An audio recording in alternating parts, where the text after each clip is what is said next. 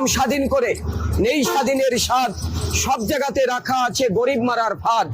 ধনীরা সব ধনী হবে, গরিব হবে শেষ, স্বাধীন করে পেলাম বুঝি এমন একটা দেশ।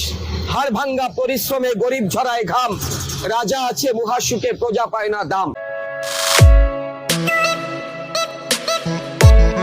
আসসালামু আলাইকুম রহমতুল্লাহ। সম্মানিত দর্শক শ্রোতা, আপনারা স্ক্রিনের মধ্যে যে ভিডিওটি দেখেছেন, চাচা বাসের মধ্যে বই বিক্রি করতেছে ডেকে ডেকে।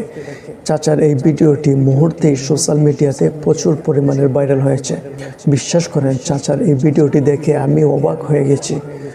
আমার মনে হয় চাচা সাধারণ কোনো মানুষ নয়, চাচা একজন কবি। সব থেকে দুঃখজনক বিষয় হলো চাচার যোগ্যতা অনুযায়ী চাচাকে সম্মান করা হচ্ছে না।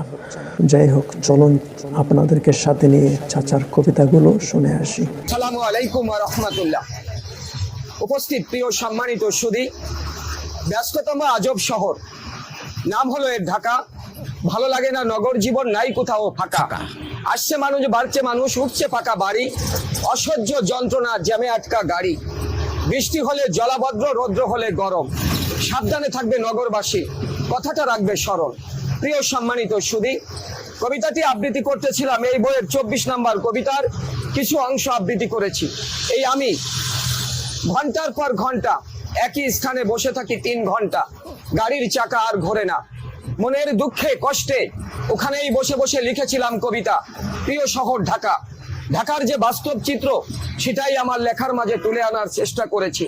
প্রিয় সুধী, হাতে যে বই দেখছেন আপনারা, এ বই আমার লেখা। এরকম অসংখ্য বই আমার এই বুকের মাঝে ধারণ করা, কিন্তু আমার এই নিয়তির নির্মম পরিহাস। বাস্তব বড় কঠিন, বাস্তবের কাছে আবেগের কোনো স্থান নেই। দারিদ্রতার ঘূর্ণিপাকে দুমড়ে মুচড়ে একাকার, তারপরেও বুক ভরা আশা, চোখ ভরা স্বপ্ন নিয়ে আমি আপনাদের কাছে এসেছি। ছোট্ট একটা অনুরোধ প্রিয় বন্ধুরা, বইগুলির যে কোনো স্থান থেকে আপনারা একটু পড়ে দেখবেন।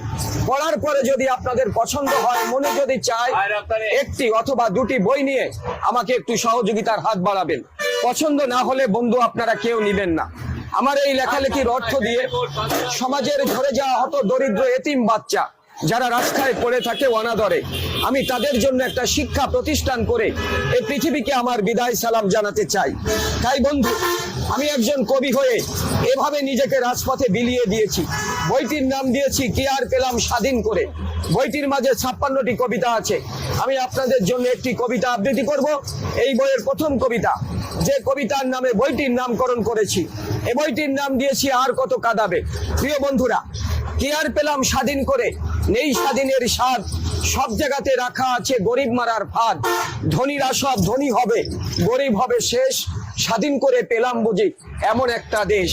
হাড় ভাঙ্গা পরিশ্রমে গরিব ঝরায় ঘাম, রাজা আছে মহাসুখে প্রজা পায় না দাম।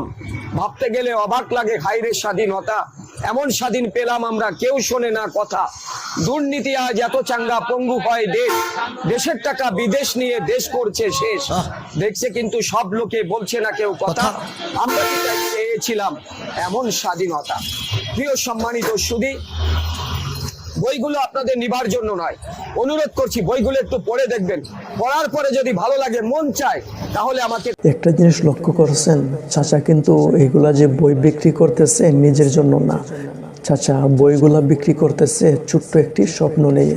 চাচার স্বপ্নটি হলো সমাজের এতিম, অসহায়, সুবিধা বঞ্চিত শিশুদের জন্য একটি প্রতিষ্ঠান করা, আর সেই প্রতিষ্ঠানে তাদেরকে পড়াশোনা করার ব্যবস্থা করে দেওয়া। সকলের কাছে আমার অনুরোধ থাকবে, ভিডিওটি শেয়ার করে দিবেন এবং চাচাকে যে যেভাবে পারেন সহযোগিতা করার চেষ্টা করবেন। চাচার প্রতিভাটাকে নষ্ট হতে দিয়েন না, সেই প্রতিভাটাকে যে কোনো একটি কাজে লাগানোর ব্যবস্থা করুন। আজকের মতো আমি এখানেই বিদায় নিচ্ছি। দেখা হবে পরবর্তী নতুন কোনো ভিডিওতে।